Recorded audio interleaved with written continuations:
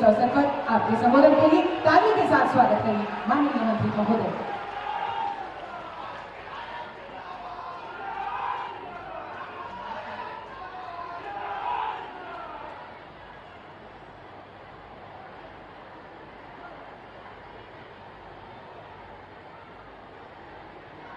झारखंड प्रदेश के नौजवान लोकप्रिय मुख्यमंत्री माननीय श्री हेमंत सोरेन जी, हमारे सहयोगी मंत्री श्री सत्यानंद भोक्ता जी, स्थानीय विधायक श्रीमती ममता देवी जी, बड़कागांव के विधायक सुश्री अम्बा प्रसाद जी, मुख्यमंत्री सचिव कल्याण विभाग के सचिव श्रीनिवासन जी,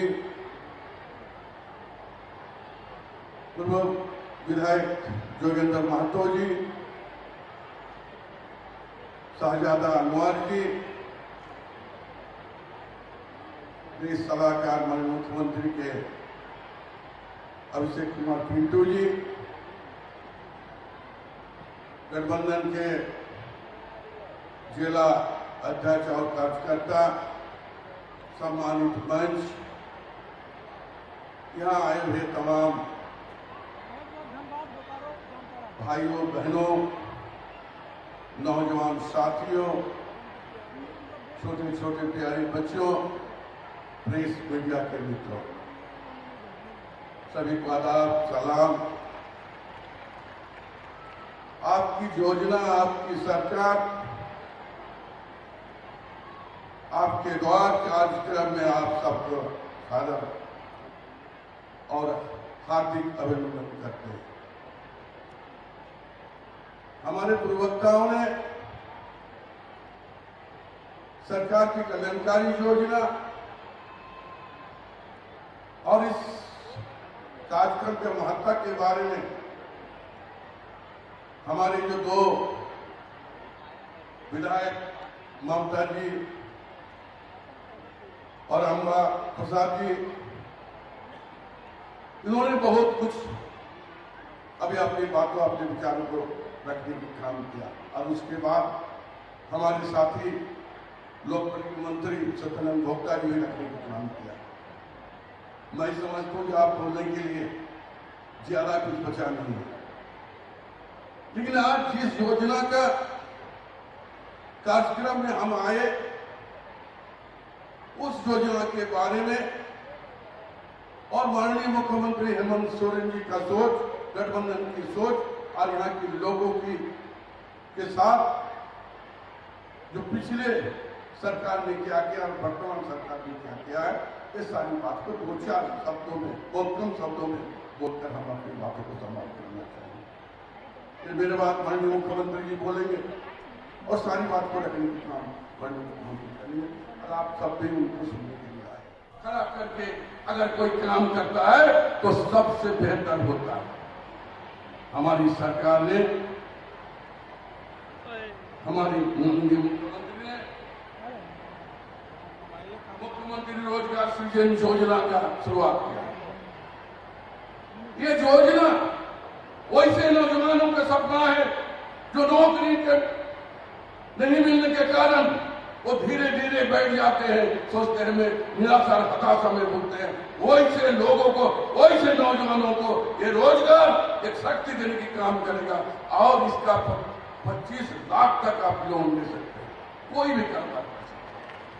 आप दुकान खोल सकते हैं, आप ऑयलिंग मशीन का दुकान खोल सकते हैं, आप टीवी का दुकान खोल सकते हैं, आप मोबाइल का दुकान खोल सकते हैं, आप कपड़ा का दुकान खोल सकते हैं, आप रेडीमेड की दुकान खोल सकते हैं। ये योजना यहाँ की नौजवान को सुखी और स्वावलंबी बनाने के लिए ये सरकार ने किया है। इसी तरह अगर गिनाया जाए तो बहुत सारी योजना हम आपको बता पाएंगे कि हमारी सरकार का एक ही चिंता है कि यहाँ की 3.25 करोड़ जनता ये गठबंधन सरकार को आशीर्वाद दिया है और उसको हम सम्मान करते हुए आने वाले दिन जब भी हमें समय मिलेगा, जब तक समय मिलेगा, हम उसके लिए, हमारी सरकार उसके लिए कुछ न कुछ करते रहेंगे। अभी हाल में हम गए थे